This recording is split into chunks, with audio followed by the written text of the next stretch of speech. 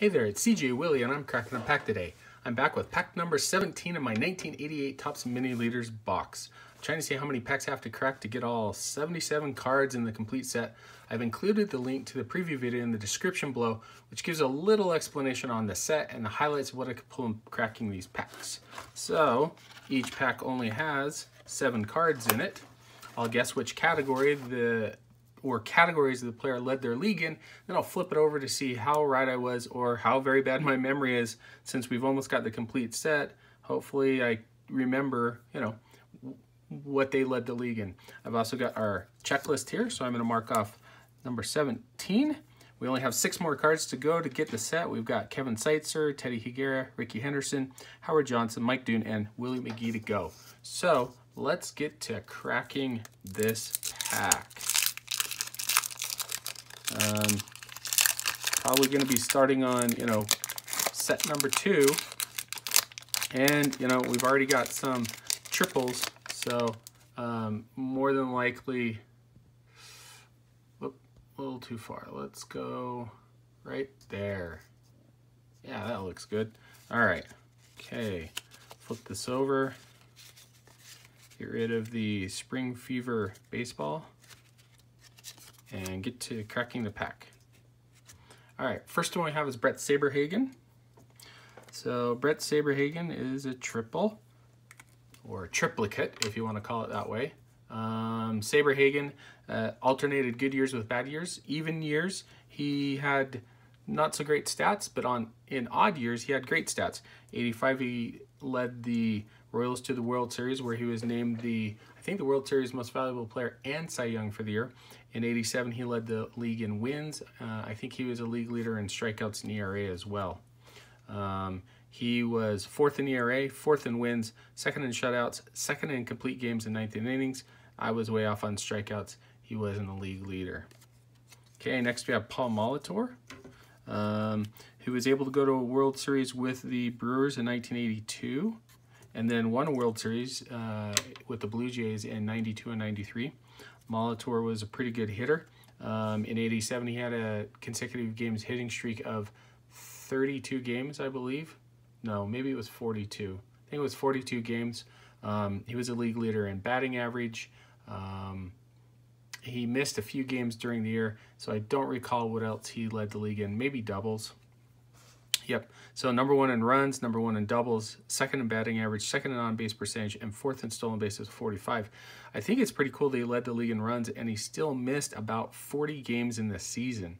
So who knows how many runs he would have scored if he had been healthy during that year. All right, we have Zane Smith. Zane Smith, if I remember correctly, was a league leader in ERA.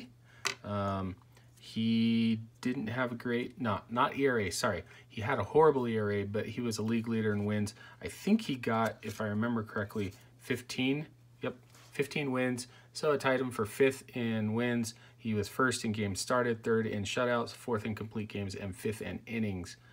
He'd spent a number of years with the Pirates and the Braves. Next up is Dave Parker.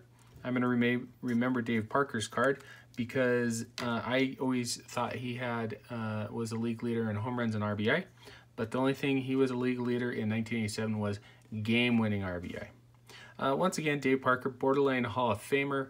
If he had been able to stay healthy during some of his years with the Pirates and Reds, I think drugs, played a role in that. He probably would have been a no-doubt Hall of Famer. Danny Tartabull, so our first double with Danny Tartabull. I'm going to say he was a league leader in, let's go at doubles and game-winning RBI. I don't think he was quite to the point where he was hitting a ton in home runs and the other power stats. So let's go with doubles and game-winning RBI. So I was off. I got game-winning RBI right. He was 1st in that.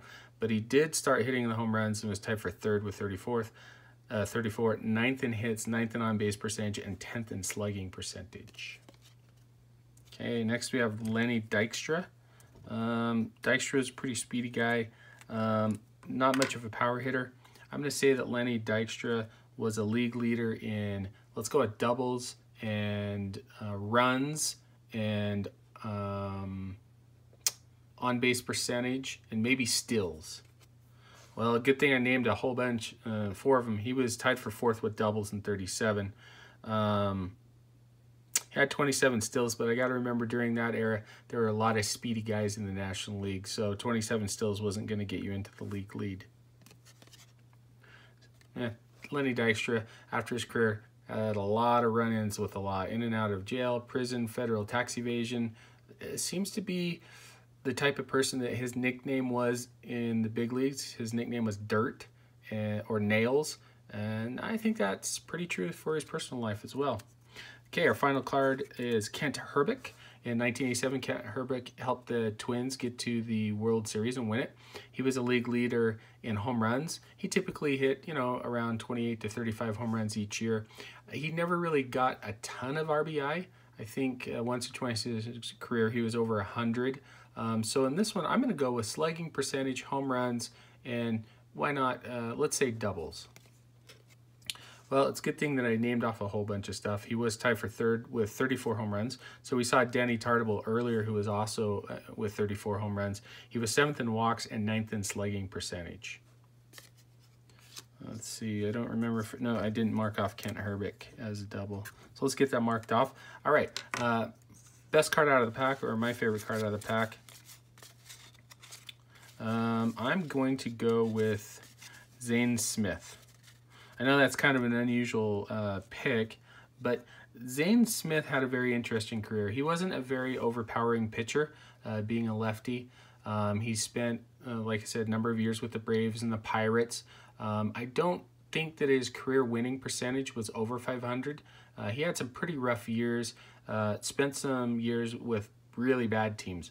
During the mid-'80s, the Braves were a horrible team, and the Pirates were starting to peak in the 90s. And I don't remember exactly when it was that I think that he went from the Braves to the Pirates, but or I could have it reversed. He may have started with the Pirates and gone to the Braves. My memory is not so great on the transition, but in '87 he put together a decent year, going 15-10 with 9 complete games and 3 shutouts. Like I said, it wasn't a huge strikeout pitcher and it had a pretty high ERA.